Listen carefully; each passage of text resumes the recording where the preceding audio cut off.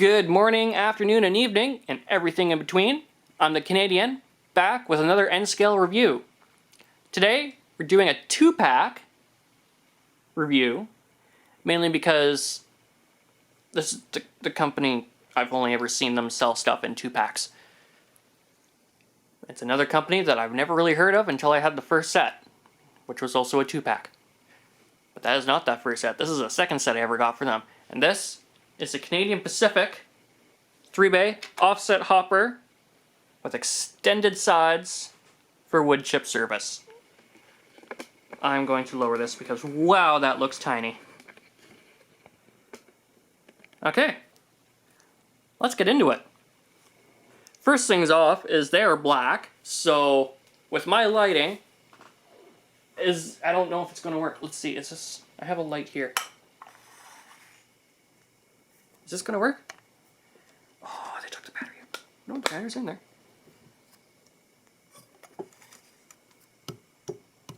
Nope, okay. Lighting sucks, so let's see how well this works out. So, this is Canadian Pacific with the multi-mark logo, or as some of us like to say, Pac-Man. Love to see that in the comments of people who would correct on that. With CPrail. It's got all the information on there and the boards. Fairly legible in the camera. Let's see, there's a very small one there. Can you read that? Do not run car with doors open. Okay. I'm glad the camera could pick that up, because when I look at it, I cannot read that. It's a very nice car. It's got a nice heft to it. Both of them do.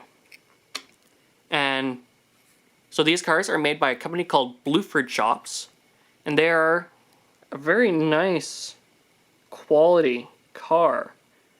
I run these on the experimental layout because I do have a little wood chip loading place there in construction, and these are the cars I'm going to be using with it because they're nice, small, and they're wood chip cars.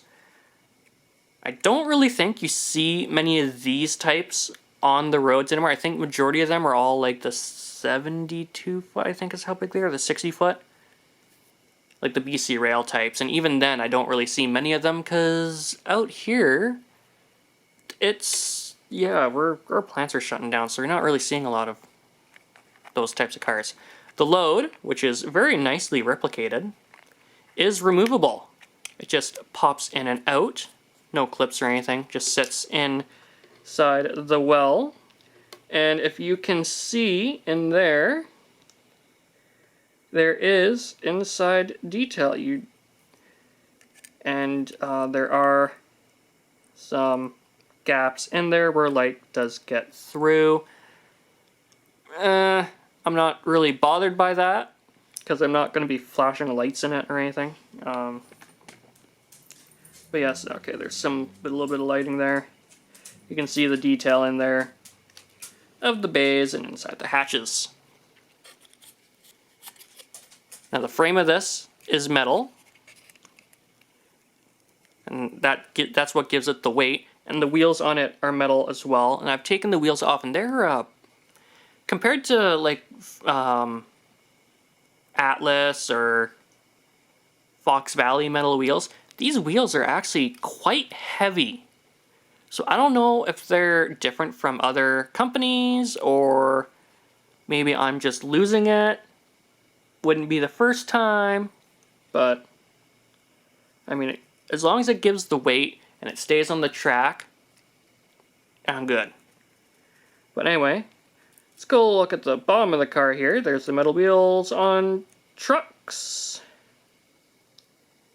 And these are the, I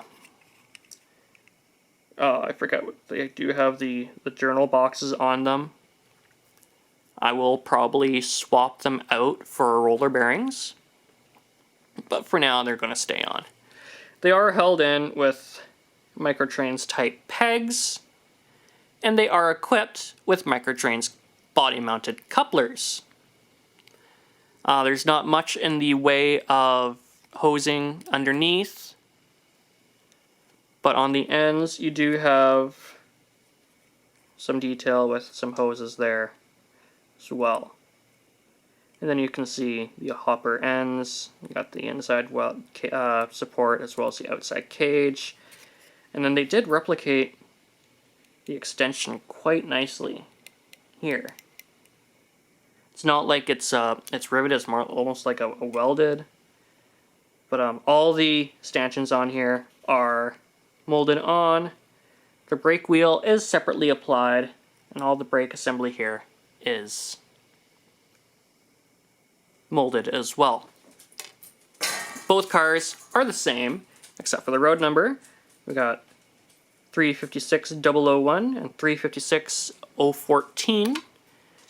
And here's the load again. It just pops in like so. Let's take it on to the layout.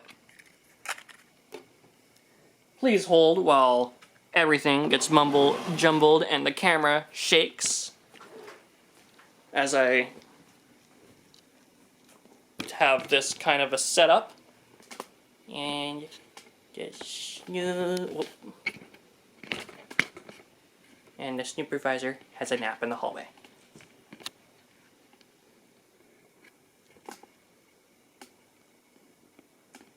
Okay, so here we are at the layout. Move that over for the next review. And there's going to be quite a few spoilers on this layout for review.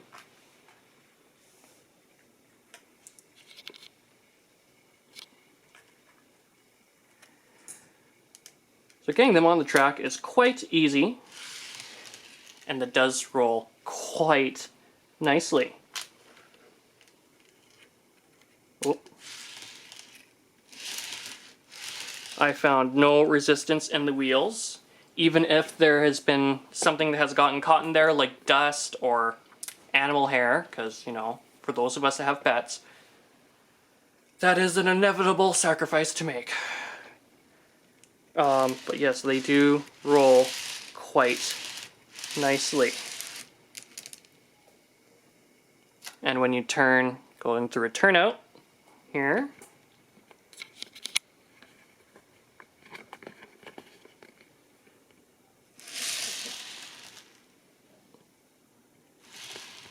it rolls quite well through that as well. Sometimes cars have trouble going through like a crossover like that. But no, these ones are perfectly fine. I would hook it up to a locomotive, but unfortunately right now, power has been disconnected. So I'm not running any power on there. Hopefully by the time my next locomotive review goes up, I'll have power on here, and maybe even a little bit of a layout review. But until then, if you want to see more, subscribe to the channel. Just that button right below the video says subscribe. Also click that like button while you're at it. And as always, I always encourage you to leave a comment. I always want to know your thoughts and ideas, or even your take on your model railroading and what cars you would use. But until then, I'll see you in the next video.